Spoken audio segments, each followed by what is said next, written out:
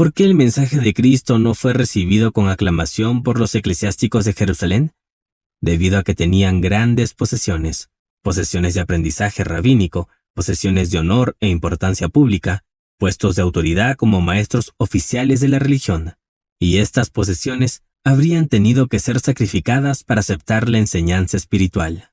Los humildes e iletrados que escuchaban al maestro con gusto se sentían felices por no tener tales posesiones que los tentaba a alejarse de la verdad. ¿Por qué en los tiempos modernos, cuando el mismo sencillo mensaje de Cristo sobre la inmanencia y la disponibilidad de Dios, así como sobre la luz interior que arde para siempre en el alma del hombre, volvió a hacer su aparición en el mundo, fue de nuevo recibida con gusto en su mayor parte solo entre los simples e iletrados? ¿Por qué no fueron los obispos, los decanos, los ministros y los presbiterianos quienes la dieron a conocer al mundo? ¿Por qué no fue Oxford, o Cambridge, o Harvard, o Heidelberg la gran sede de difusión de este importantísimo conocimiento? Y de nuevo, la respuesta es porque tenían grandes posesiones de orgullo intelectual y espiritual, grandes posesiones de autosatisfacción y seguridad, grandes posesiones de compromiso académico y de prestigio social. En cambio, los pobres de espíritu no sufren ninguna de estas vergüenzas, bien porque nunca las han tenido, o bien porque se han elevado por encima de ellas en la marea de la comprensión espiritual. Ya no se dejen intimidar por la autoridad humana, por muy augusta que sea. Ya no están seguros de sus propias opiniones. Se han dado cuenta de que sus creencias más preciadas pueden haber sido y probablemente eran erróneas, y que todas sus ideas y puntos de vista sobre la vida pueden ser falsos y necesitar ser refundidos. Están listos para empezar de nuevo desde el principio y aprender la vida de nuevo. Bienaventurados los que lloran, porque serán consolados. El duelo o la tristeza no es algo bueno en sí mismo, pues la voluntad de Dios es que todos experimenten felicidad y éxito alegre. Jesús dice, «He venido para que tengan vida y para que la tengan en abundancia». No obstante, muchas veces los problemas y el sufrimiento son extremadamente útiles, porque muchas personas no se molestan en aprender la verdad hasta que son empujadas a hacerlo por el dolor y el fracaso. Entonces, el dolor se convierte en algo relativamente bueno. Tarde o temprano, todo ser humano tendrá que descubrir la verdad sobre Dios y hacer su propio contacto con Él de primera mano. Tenemos que conocer la verdad que nos liberará de una vez por todas de nuestras limitaciones tridimensionales y sus concomitantes, el pecado, la enfermedad y la muerte. Pero la mayoría de la gente no emprenderá la búsqueda de Dios de todo corazón a menos que se vea impulsada a ello por algún tipo de problema. En realidad, no hay necesidad de que el hombre tenga problemas, porque si solo busca a Dios primero, los problemas nunca tienen que llegar. Siempre se puede elegir entre aprender por medio del desarrollo espiritual o aprender por medio de una experiencia dolorosa, y será su culpa si elige esta última opción.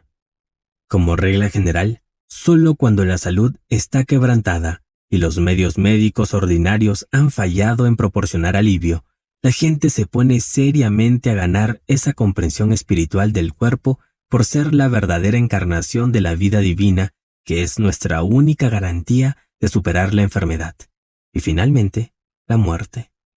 Pero si las personas se envolvieran a Dios y adquirieran algo de esta comprensión mientras su salud es todavía buena, no tendrían que estar nunca enfermas.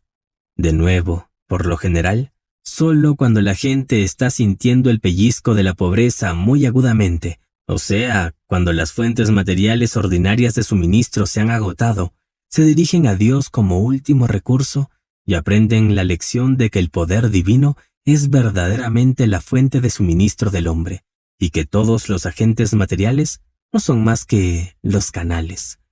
Pero esta lección tiene que ser aprendida y realizada a fondo antes de que el hombre pueda pasar a cualquier experiencia más elevada o más amplia que la actual. Hay muchas mansiones en la casa de nuestro Padre, pero la llave para llegar a mansiones más elevadas es siempre la adquisición de un dominio absoluto sobre aquella en la que nos encontramos. Por consiguiente, es una gran bendición que nos veamos obligados a enderezarnos en la cuestión del abastecimiento en el momento más temprano posible. Las personas prósperas, si reconocen a Dios como su verdadera fuente y oran regularmente por una mayor comprensión espiritual sobre este punto, jamás tendrán que sufrir pobreza o problemas financieros. Simultáneamente, deben tener cuidado de usar bien sus recursos actuales, no atesorando riquezas egoístamente, sino conociendo que Dios es el dueño, así como que ellos son solo los administradores o fideicomisarios de él. El dominio del dinero implica una responsabilidad que no se puede eludir. Tienes que administrarlo sabiamente o asumir las consecuencias. Esta premisa general ha sido implantada en cada una de nuestras dificultades, no solo a los problemas físicos o financieros, sino a todos los demás males de los que la carne es heredera. Las dificultades familiares, las peleas y los distanciamientos, el pecado y el remordimiento y todo lo demás no tienen por qué venir en absoluto si buscamos primero el reino de Dios y el recto entendimiento. Y si no lo hacemos, entonces tienen que venir. Y para nosotros este luto será una bendición disfrazada, porque a través de él seremos consolados. Y cuando la Biblia habla de consuelo, se refiere a la experiencia de la presencia de Dios, que es el fin de todo duelo. Las iglesias ortodoxas han enseñado con demasiada frecuencia un Cristo crucificado que termina en la cruz, pero la Biblia nos da el Cristo resucitado y triunfante. Bienaventurados los mansos, porque heredarán la tierra. En apariencia, esta bienaventuranza parece tener muy poco significado, e incluso parece estar en contradicción con los hechos de la vida cotidiana. Cualquier persona sensata, al observar el mundo o estudiar la historia, podría aceptar sinceramente este dicho en su valor nominal, e incluso la mayoría de los cristianos honestos lo han pasado por alto en la práctica con un sentimiento lamentable de que, sin duda, así deberían ser las cosas, pero que, ciertamente, no lo son de hecho. No obstante, esta actitud no es suficiente. Más tarde que temprano, el alma llega a un punto en el que las evasiones y los sofismas tienen que ser descartados de una vez por todas, para afrontar la realidad de la vida, cueste lo que cueste. Entonces, o bien Jesús quería decir lo que decía o no, o bien sabía de lo que hablaba o no lo sabía. Si este dicho no se toma en serio, nos veremos abocados a la posición que ningún cristiano querrá aceptar, o bien que Jesús decía lo que realmente no creía, como hace la gente sin escrúpulos. Tenemos que enfrentarnos a esta situación desde el principio de nuestro estudio de este Sermón de la Montaña. Tenemos dos opciones: tomar a Jesús en serio o no tomarlo en serio, en cuyo caso habría que dejar de lado sus enseñanzas y dejar de llamarse cristiano. Defender su nombre de boquilla, decir que el cristianismo es la verdad divinamente inspirada, presumir de ser cristianos y después eludir en la práctica todas las implicaciones definitivas de su enseñanza, es una hipocresía y una debilidad de lo más fatal. O bien Jesús es un guía fiable, o no lo es. Si hay que confiar en él, entonces asumamos que quiso decir lo que dijo y que era el que mejor sabía acerca del arte de vivir.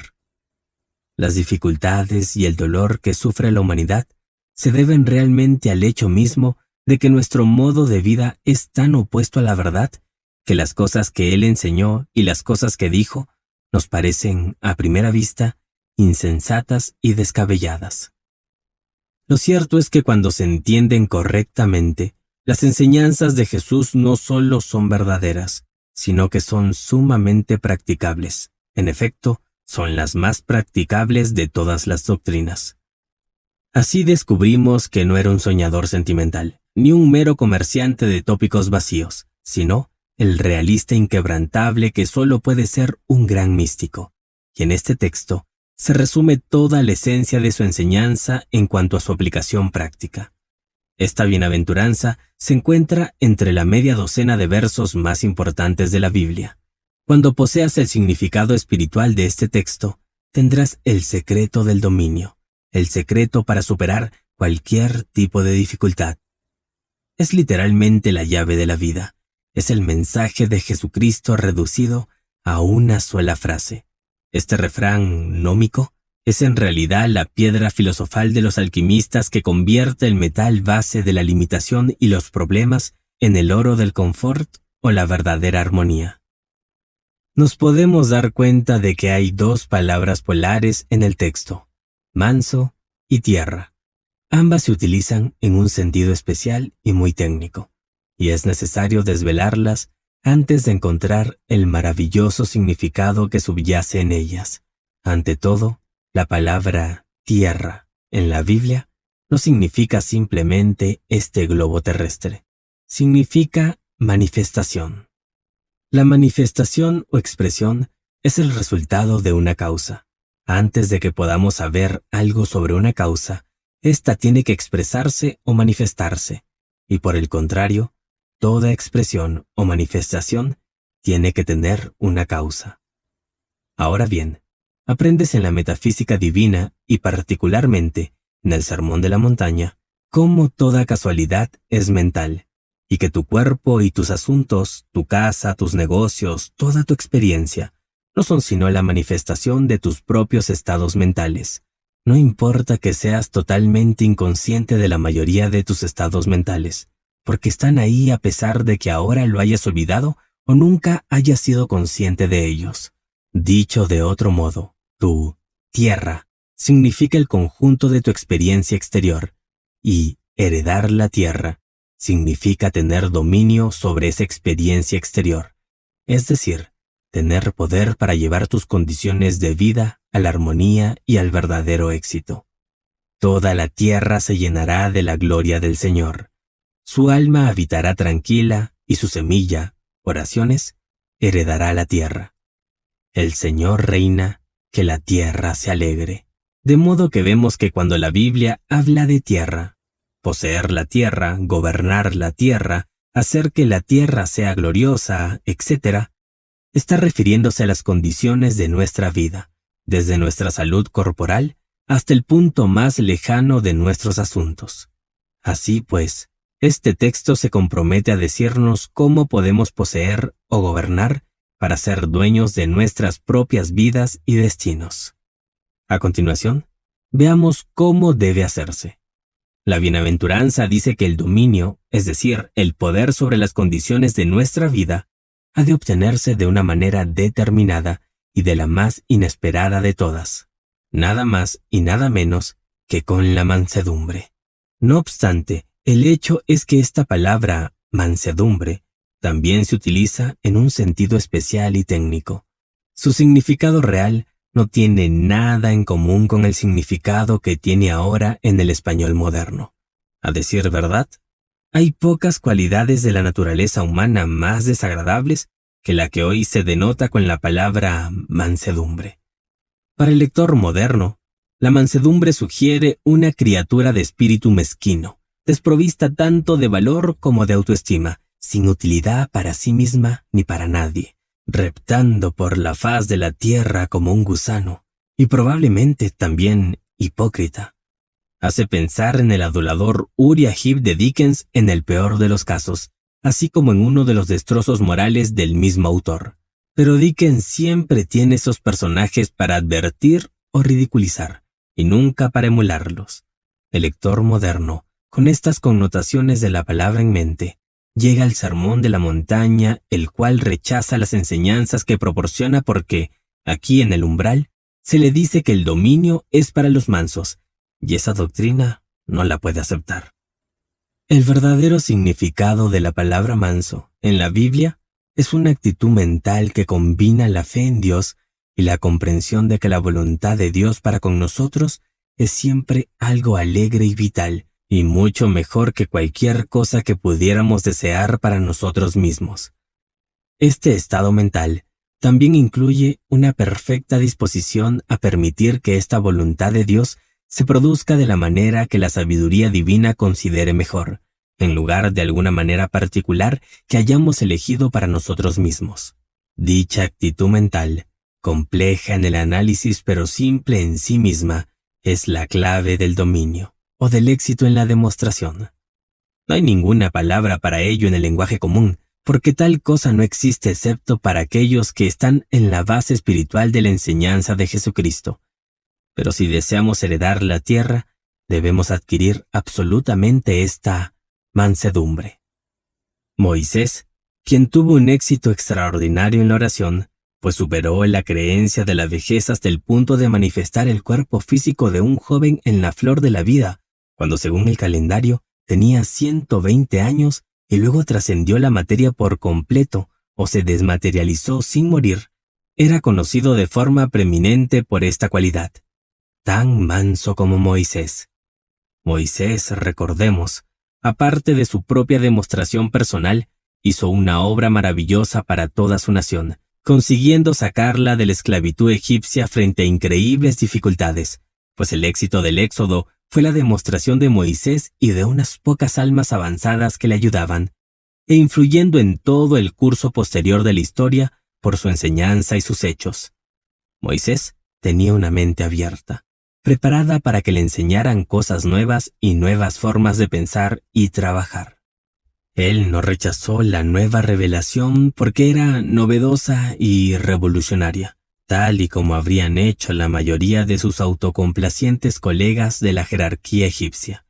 Por lo menos al principio, no estaba libre de graves defectos de carácter, pero era suficientemente grande para el orgullo intelectual o espiritual, y por lo tanto, se elevó gradualmente por encima de estos defectos a medida que la nueva verdad trabajaba en su alma. Moisés entendió perfectamente que conformarse rigurosamente a la voluntad de Dios, lejos de implicar la pérdida de cualquier bien, solo podía significar una vida más fina y mejor. Por eso, no pensó en ello como un autosacrificio, pues sabía que era la forma más elevada de autoglorificación en el verdadero y maravilloso sentido de la palabra. La autoglorificación del egoísta es la mezquina vanidad que conduce finalmente a la humillación. Al contrario, la verdadera autoglorificación, la que es realmente gloriosa, es la glorificación de Dios. El Padre en mí, Él hace las obras. Yo en ti y tú en mí. Moisés tenía una maravillosa comprensión del poder de la palabra hablada para llamar al bien, que es la fe científica. Era uno de los hombres más mansos que ha existido, y nadie, salvo nuestro Salvador, ha heredado la tierra en mayor grado. Hay un maravilloso dicho oriental que dice, la mansedumbre obliga a Dios mismo. Dichosos los que tienen hambre y sed de justicia, porque serán saciados. Justicia es otra de las grandes palabras de la Biblia. Una de esas llaves que el lector debe tener en su poder si quiere llegar a comprender este libro. Al igual que tierra, manso y consuelo, es un término técnico, utilizado en un sentido especial y definido. En la Biblia, justicia significa no solo una conducta correcta, sino el pensamiento correcto en todos los temas, en cada departamento de la vida. Si estudiamos el Sermón de la Montaña, encontraremos que cada cláusula reitera la gran verdad de que las cosas externas no son más que la expresión, exprimida o presionada, o la representación de nuestros pensamientos y creencias interiores, que tenemos dominio o poder sobre nuestros pensamientos para pensar como queramos, y de este modo, de modo indirecto, hacemos o estropeamos nuestras vidas por la forma en que pensamos. Jesús nos dirá repetidamente en estos discursos que no tenemos ningún poder directo sobre las cosas externas, ya que éstas no son más que consecuencias o, si se quiere, imágenes resultantes de lo que ocurre en el lugar secreto. Si nos fuese posible afectar directamente a las cosas externas sin cambiar nuestro pensamiento, ello significaría que podríamos pensar una cosa y producir otra, y esto sería contrario a la ley del universo. En realidad, esta misma noción es la falacia básica que se encuentra en la raíz de todos los problemas humanos. Todas las enfermedades y pecados, todas las luchas y la pobreza, e incluso la propia muerte. En cambio, la gran ley del universo es justamente esta. Lo que piensas en tu mente, lo producirás en tu experiencia. Tal como es el interior, es el exterior. No puedes pensar una cosa y producir otra. Si deseas controlar tus circunstancias para lograr la armonía y la felicidad, primero debes controlar tus pensamientos para lograr la armonía y la felicidad. Y luego, las cosas externas seguirán. Si quieres salud, primero debes pensar en salud. Y recuerda, pensar en salud no significa simplemente pensar en un cuerpo sano, por muy importante que sea, sino que también incluye pensar en la paz y la satisfacción y en la buena voluntad hacia todos, porque, como veremos más adelante, la emoción destructiva es una de las causas principales de la enfermedad. Si quieres desarrollarte espiritualmente y crecer en el conocimiento de Dios, debes tener pensamientos espirituales, pensamientos de Dios, y dar tu atención, que es tu vida, a Dios en lugar de a las limitaciones. Si deseas prosperidad material, primero debes pensar en pensamientos de prosperidad, hasta hacerlo un hábito, pues lo que mantiene a la mayoría de la gente pobre es el puro hábito de pensar en la pobreza. Si quieres una buena compañía, si quieres ser amado, primero debes tener pensamientos de amor y buena voluntad. Lo bueno engendra lo bueno. Es otra forma de enunciar la gran ley, que significa que como un hombre siembra en sus pensamientos invisibles, así cosechará en lo que se ve. Todas las cosas trabajan para el bien de aquellos que aman el bien, y amar el bien significa ocuparse de pensamientos de bien. Cuando la gente despierta al conocimiento de estas grandes verdades, intenta, naturalmente, comenzar a aplicarlas en sus propias vidas, dándose cuenta por fin de la importancia vital de la rectitud o del pensamiento en armonía. Ellos, al igual que las personas sensatas, comienzan inmediatamente a tratar de poner su casa en orden. El principio en cuestión es perfectamente sencillo, pero, desgraciadamente, la realización del mismo es menos fácil. ¿Por qué ha de ser así? La respuesta radica en la extraordinaria potencia del hábito, y los hábitos de pensamiento son a la vez los más sutiles en carácter y los más difíciles de romper. Comparativamente, es fácil romper un hábito físico si uno realmente quiere hacerlo, porque la acción en el plano físico es mucho más lenta y más palpable que en el plano mental. Al tratar con los hábitos de pensamiento, sin embargo, no podemos, por así decirlo, quedarnos atrás y adoptar una visión comparativamente distante, como podemos hacerlo al contemplar nuestras acciones. El pensamiento fluye a través del escenario de la conciencia en una corriente ininterrumpida, y tan rápidamente que solo una vigilancia incesante puede tratar con él. Nuevamente, el teatro de las acciones de uno es el área de su presencia inmediata. Solo puede actuar donde estoy. Puedo dar órdenes por carta o por teléfono, o pulsar un botón y obtener resultados a distancia. Pero aún así, mi acción ocurre donde estoy y en el momento presente, con el pensamiento. Por el contrario, puedo abarcar todo el ámbito de mi vida, incluso a todas las personas con las que he estado o estoy relacionado de alguna manera, y puedo volar hacia el pasado o hacia el futuro con la misma facilidad. Por lo tanto, comprobamos que la tarea de lograr un pensamiento armonioso en todos los sentidos, o la verdadera rectitud, es mucho más grande de lo que parece a primera vista. Por esta razón, muchas personas se desaniman y se achacan el no haber cambiado su forma de pensar lo antes posible, destruir el viejo Adán, como dice Pablo. Naturalmente, esto es un error capital, y de paso la autocondena, al ser un pensamiento esencialmente negativo y por tanto injusto, tiene la tendencia a producir aún más problemas en el viejo círculo vicioso. Si no estás progresando tan rápido como deseas, el remedio es tener aún más cuidado de guardar solo pensamientos armoniosos. No te detengas en tus errores o en la lentitud de tu progreso, sino reclama la presencia de Dios contigo, sobre todo cuando se asome esta sugerencia desalentadora. Reclama la sabiduría, reclama poder o prosperidad en la oración. Haz un buen balance mental o una revisión de tu vida y comprueba que ya no cobijas pensamientos negativos en alguna parte de tu mente. ¿Hay alguna línea de conducta errónea que todavía estés siguiendo? ¿Hay alguien a quien todavía no has perdonado? ¿Te estás entregando a algún tipo de odio o desprecio político, racial o religioso? Sin duda, esto se disfraza bajo un manto de autojustificación. Si es así, quítale la capa y deshazte de esa cosa maligna, pues es veneno para ti. ¿Hay celo en tu corazón?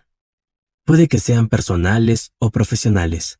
Esto es algo odioso y mucho más común de lo que se admite en la sociedad educada. Si está ahí, elimínalo a toda costa. ¿Existe algún remordimiento sentimental? Si así fuera, reflexiona que como ser inmortal, un hijo de Dios que tiene dominio espiritual, ninguna cosa buena está fuera de tu alcance, aquí y ahora. Ya no pierdas más tiempo lamentándote por lo que ya pasó y está hecho, sino que haz que el presente y el futuro sean una espléndida realización del deseo de tu corazón. ¿Hay remordimiento por los errores pasados? Pues recuerda que el remordimiento, a diferencia del arrepentimiento, no es más que una forma de orgullo espiritual. Deleitarse en él, como hacen algunas personas, es una traición al amor y al perdón de Dios, que dice: «He aquí ahora el día de la salvación. He aquí que hago nuevas todas las cosas». En esta bienaventuranza, Jesús nos dice que no nos desanimemos porque no superemos todo de una vez, porque nuestro progreso parezca lento. Sin embargo, si no progresamos en absoluto, no podemos estar orando de la manera correcta, y debemos averiguar por qué, examinando nuestras vidas y orando por sabiduría y guía. De hecho, deberíamos orar constantemente por sabiduría y guía, y por la acción viva del Espíritu Santo sobre nosotros, para que la calidad de nuestras oraciones, nuestra prosperidad, aumente de forma constante. Pero si nos estamos encaminando, si las cosas están mejorando, aunque no sea muy rápidamente, no tenemos que desanimarnos, solo tenemos que seguir trabajando con constancia, y siempre que seamos verdaderamente enteros en nuestros esfuerzos, es decir, que realmente tengamos hambre y sed de justicia, entonces, al final, sin duda seremos saciados. Es imposible que una búsqueda sincera de la verdad y la justicia, si se persevera en ella, no se vea coronada por el éxito. Dios no se burla, y mucho menos de sus hijos. Bienaventurados los misericordiosos, porque ellos obtendrán misericordia. Este es un breve resumen de la ley de la vida que Jesús desarrolla a mayor profundidad más adelante en el Sermón de la Montaña. Mateo 7, del 1 al 5. En sí, la bienaventuranza no requiere mucho comentario, porque las palabras empleadas tienen el significado ordinario que todavía le damos en la vida diaria, siendo el enunciado tan claro y obvio en su significado como la ley en cuestión, es simple e inflexible en su acción. La cuestión que el cristiano científico debe tener en cuenta es que, como siempre, la importancia vital del principio tratado en esta bienaventuranza reside en su aplicación al ámbito del pensamiento. Lo que verdaderamente importa es que seas misericordioso en tu pensamiento. Acciones bondadosas unidas a pensamientos no bondadosos es hipocresía, dictada por el miedo, o por el deseo de gloria propia, o por algún motivo semejante. Se trata de falsificaciones y no bendicen ni al que da ni al que recibe. En cambio, el verdadero pensamiento sobre el prójimo lo bendice espiritual, mental y materialmente, y te bendice a ti también. Tengamos misericordia en nuestros juicios mentales sobre nuestro hermano, porque en verdad todos somos uno, y cuanto más profundamente parece errar, más urgente es la necesidad de ayudarle con el pensamiento correcto y así facilitarle la liberación. Tú, porque comprendes el poder de la idea espiritual, la verdad crística, Tienes una responsabilidad que los demás no tienen. Procura no evadirla. Dado que todos somos uno, todos somos parte del vestido viviente de Dios, tú mismo recibirás en definitiva el mismo trato que das a los demás. Recibirás la misma ayuda misericordiosa en tu propia hora de necesidad de aquellos que están más avanzados que tú en el camino. Pero sobre todo, es cierto que, al liberar a los demás del peso de tu condena, posibilitas la absolución de tu propia condena. Bienaventurados los puros de corazón, porque ellos verán a Dios. Se trata de uno de esos maravillosos dichos gnómicos en los que la Biblia es tan rica. En pocas palabras, resume toda la filosofía de la religión. Como es usual en las Escrituras, las palabras se usan en un sentido técnico y abarcan un significado mucho más amplio que el que les damos en la vida cotidiana. Partamos de la base de cuál es la promesa de esta bienaventuranza. Se trata nada menos que de ver a Dios. Por supuesto, sabemos que Dios no tiene forma corpórea, y por lo tanto no se trata de verlo en el sentido físico ordinario en el que se puede ver a un ser humano o a un objeto. Si se pudiese ver a Dios de este modo, tendría que ser limitado, y por lo tanto no sería Dios. Ver, tal y como lo entendemos aquí, significa percepción espiritual, y la percepción espiritual es precisamente la capacidad de comprender la verdadera naturaleza del ser, de la que todos carecemos. Habitamos en el mundo de Dios, pero no lo conocemos en absoluto tal como es. El cielo nos rodea. No es un lugar lejano en los cielos. Está a nuestro alrededor. Pero como carecemos de percepción espiritual, no podemos reconocerlo. Es decir, no podemos experimentarlo. Y por lo tanto, en lo que a nosotros respecta, se puede decir que estamos excluidos del cielo.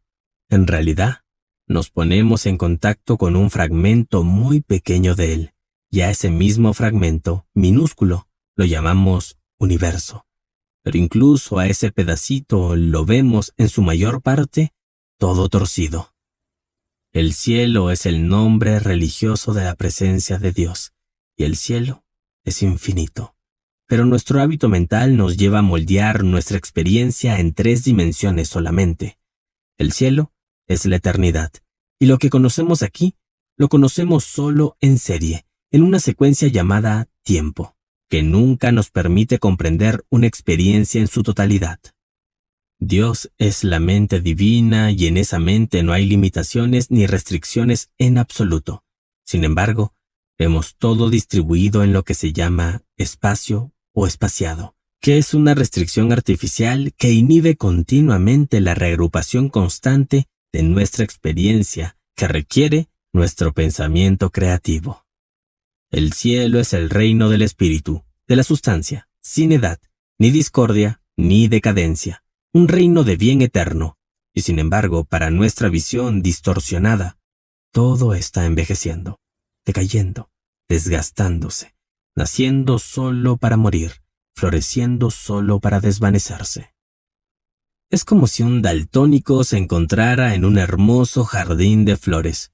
A su alrededor hay colores gloriosos, pero él los ignora y solo ve negros, blancos y grises. Y si suponemos que también está desprovisto del sentido del olfato, veremos que una parte muy pequeña de la gloria del jardín existe para él. No obstante, todo está ahí. Si tan solo pudiera percibirlos. Esta limitación en nosotros se conoce en teología como la caída del hombre, y surge de nuestro uso del libre albedrío en oposición a la voluntad de Dios. Dios ha creado al hombre recto, pero éste ha buscado torcerse. Nuestra tarea es superar estas limitaciones tan rápido como sea posible, hasta que lleguemos al punto en que podamos conocer las cosas como realmente son, experimentar el cielo como realmente es. Ese es el significado de ver a Dios, y verlo cara a cara. Ver a Dios es aprehender la verdad como realmente es, y esto es la libertad infinita y la dicha perfecta. Por medio de esta maravillosa bienaventuranza, se nos indica exactamente cómo se ha de llevar a cabo esta suprema tarea y quiénes son los que la realizarán. Se trata de los puros de corazón. Una vez más, hay que entender que aquí las palabras puro y pureza deben tomarse en un sentido mucho más amplio que el que comúnmente se les asigna. La pureza en la Biblia implica mucho más que la pureza física, es decir, un pensamiento vitalmente importante.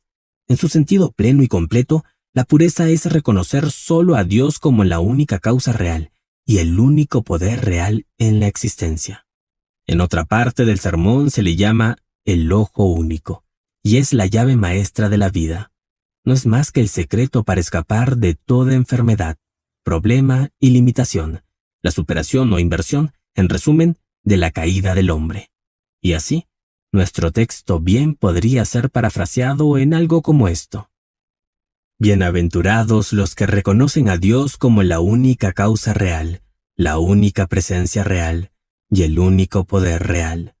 No de manera teórica o formal, sino práctica y específica, en todos sus pensamientos y acciones, y no solo en algunas partes de su vida, al contrario, en todos los rincones de ésta, sin apartar nada de él, sino cumpliendo su voluntad hasta en el último detalle, superando toda limitación de tiempo, espacio y materia.